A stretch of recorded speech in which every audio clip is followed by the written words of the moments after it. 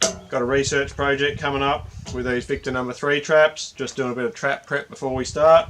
Got a base plate already welded on, we'll show you that in a second. And I'm just doing a bit of filing on the trigger mechanism just to make all the edges nice and square, and then we'll night latch it as well. What we've done here, we've just squared off this little edge here, just so that when it fires crisply, nice square edges.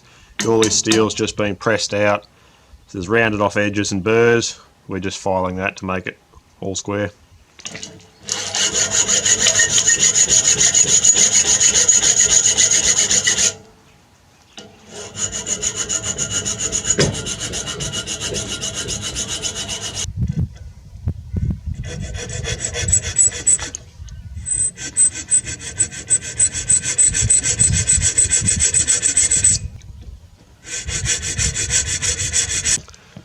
We've just created a night latch trigger system here.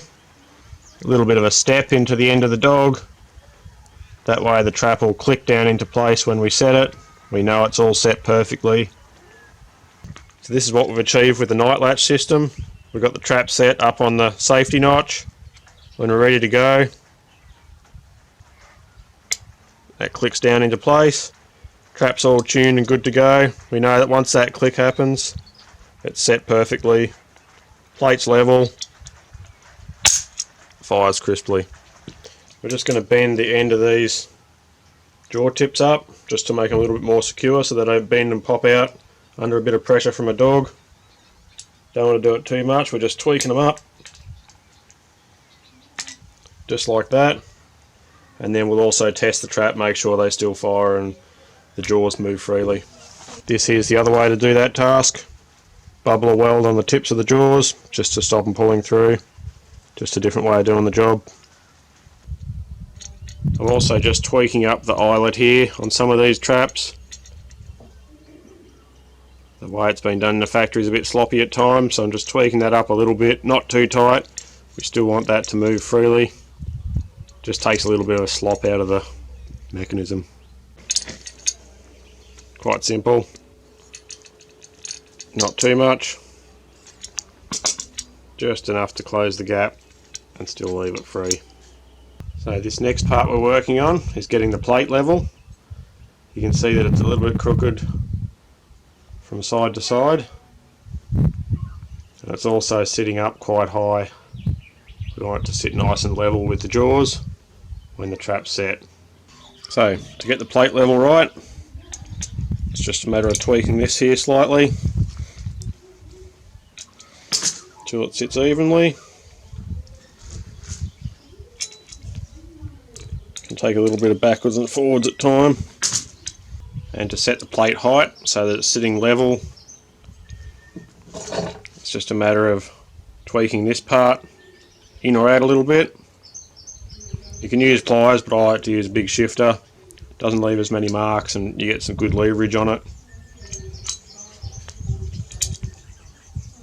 Again, this is another one that takes a bit of backwards and forwards. You just got to keep setting the trap, as long as you can get a rough idea without actually setting it.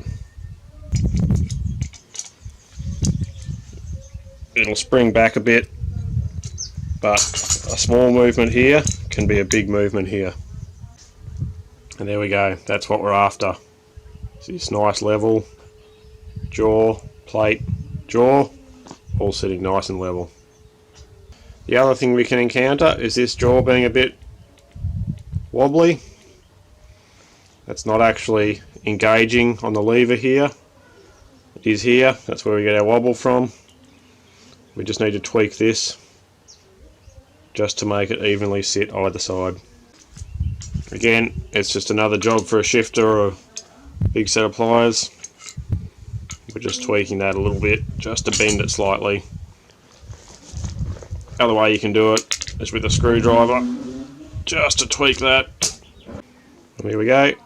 Now it's sitting evenly on both sides and we don't have that loose bouncy jaw.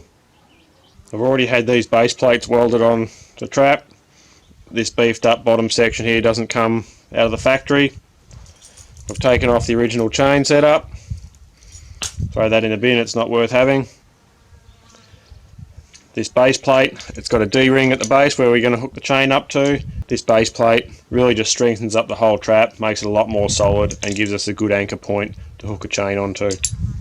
The chain we're going to be attaching is the Jake chain setup, hooking onto the bottom of the trap with a swivel, small section of chain, another swivel, T-bar shock spring, takes all the shock out of the system, another swivel, and then onto a double stake ring which we use to peg the trap to the ground. Hook that directly onto the bottom and then close it up with the J-hook tool. Once you've got the tool sitting on there, it's a matter of closing it up.